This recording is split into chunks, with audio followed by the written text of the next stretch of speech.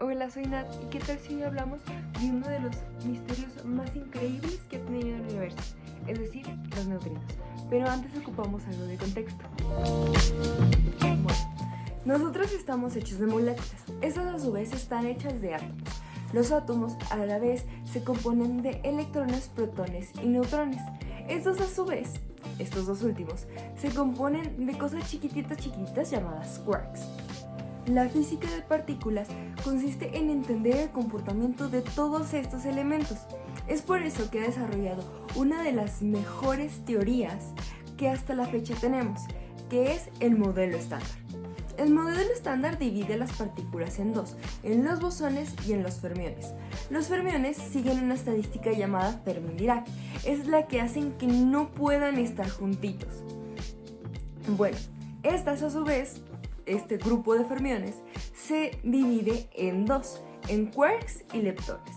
Estos últimos, el más famoso es el electrón. Estos vienen en tres generaciones o familias, que pues bueno, la única diferencia entre uno y otro es su masa y su tiempo de vida. Entre más grande, más masivo, es decir, una generación mayor, pues este va a tener un tiempo menor de vida. Por ejemplo, un muón tiene un tiempo de vida muchísimo más corto que un electrón, pero básicamente son lo mismo. Dentro de esta familia de leptones vamos a encontrar a los neutrinos. Existen tres tipos de neutrinos: el neutrino electrónico, el neutrino muónico y el neutrino taónico. Tienen esos nombres debido a la partícula, al leptón cargado, que normalmente se le asocia. Por ejemplo, cuando salga un neutrino electrónico, siempre va a estar acompañado de un electrón, o la mayoría de las veces. Cuando haya un neutrino taónico, es que en su mayoría va a estar acompañado de un muón. Y lo mismo pasa con el neutrino taónico. Cuando haya un neutrino taónico, es muy probable que nos encontremos a un taón junto con él. Dentro de las características que tiene el neutrino se encuentran de que no tienen carga eléctrica, lo que hace que sea muy difícil sus interacciones. También este tiene spin 1 medio. Los neutrinos son las partículas más abundantes que existen en el universo. Nuestra fuente de neutrinos es el Sol. Aproximadamente nos están llegando 700 billones de neutrinos por segundo a todo nuestro cuerpo. Antes de profundizar un poco más en los neutrinos, me gustaría hablar de la desintegración beta. ¿Qué es la desintegración beta?, me preguntarán ustedes. La desintegración beta es un proceso que pasan los núcleos atómicos al querer llegar a un estado de menor energía. Estos hacen que uno de sus neutrones se termine transformando en un protón y en un bosón W. Este bosón W a su vez se termina convirtiendo en un antineutrino electrónico y un electrón. Este proceso a inicios del siglo pasado no se conocía muy bien, pero lo que sí se conocía era el estado de energía inicial y final de este sistema, que parecía no conservarse. Aún peor, el momento angular y lineal tampoco se conservaba. Todo el mundo entró en crisis, hasta que llegó Pauli y sugirió que debería haber una partícula que no estábamos viendo, que era la responsable de que todo esto pasara. Este le puso el nombre de neutrón. Sin embargo, para 1932, James Chadwick descubre el electrón y este no cumplía ninguna de las características que debería de cumplir para que el sistema se conservara. Años después llegaría Enrico Fermi y retomaría esta partícula, pero en vez de llamarla neutrón, la llamaría neutroncito, que viene del italiano neutrón chiquito.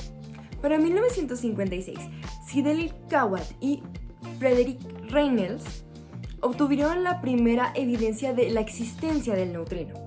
Cuando ya se sabía de la existencia del neutrino es cuando llegan a la escena Raymond Davis y John McCall, los cuales hicieron un experimento que en teoría debería ser muy sencillo, que era el contabilizar neutrinos.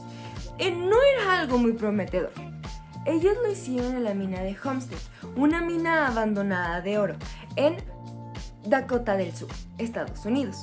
Los resultados de este experimento resultaron muy interesantes, ya que el conteo de neutrinos no les daba. Al principio pensaron que eran sus aparatos, después pensaron que eran sus cálculos, incluso de que la teoría de que el Sol emitía neutrinos era algo errónea. Sin embargo, decidieron publicar sus resultados y se dieron cuenta de que no estaban mal gracias a que tiempo después investigaciones en otras partes del mundo confirmaban lo que ellos ya pensaban. Pero, ¿dónde estaban todos esos neutrinos? Deberían estar en algún lugar. La respuesta a esta pregunta llegaría muchísimos años después, de la mano de Takaaki Kajita y Arthur McDonald, con los experimentos del SNO y el Super Kamiokande en Japón. Gracias a la respuesta de este enigma, lograron obtener un premio Nobel en 2015. Y me preguntarán, Natalia, ¿qué fue lo que demostró Takaaki Kajita y Arthur McDonald? ¿Dónde estaban los neutrinos? Bueno, los neutrinos no se habían ido a ningún lado, seguían ahí, simplemente que no los detectábamos, gracias a que los neutrinos tienen una propiedad llamada oscilación, y es debido a algo que he estado omitiendo durante todo este video, y es que los neutrinos tienen masa. A medida que los neutrinos se desplazan por el espacio, estos van cambiando su sabor periódicamente, lo que afecta la probabilidad de interacción con diversas partículas, por ejemplo, de que con un neutrino electrónico cambia a un neutrino muónico, quiere decir que de ser más probable que esté con un electrón, va a ser más probable que ahora esté con un muón. Pues bueno, y también va a cambiar su índice de refracción. La masa y el sabor están determinados por algo que se llama transformación de matrices de masa. La masa y el sabor están determinados por una transformación unitaria conocida como matriz de mezcla. En términos sencillos, consiste en que el neutrino sale del Sol con un cierto sabor. Digamos que el neutrino que sale del Sol es un neutrino electrónico. Este sale en forma de onda. Conforme va viajando, su longitud de onda va cambiando, lo que provoca que su sabor no permanezca constante durante el tiempo. En fin, ese es un comportamiento cuántico de los neutrinos. Mientras van viajando, existe una combinación de 3 posibles estados de un neutrino de masa, que son neutrino 1, neutrino 2 y neutrino 3. Y los neutrinos de sabor corresponden a una mezcla diferente de estos 3. Cabe destacar que los neutrinos de masa y los neutrinos de sabor no son lo mismo, solo son combinaciones lineales uno del otro. Por decirlo de otro modo, un neutrino de sabor es la suma de los 3 neutrinos de masa. Mientras no definamos los neutrinos de masa, no podremos tener un neutrino de sabor. Como resultado, su comportamiento varía a medida que atraviesa el espacio, debido a que su masa va cambiando conforme va oscilando.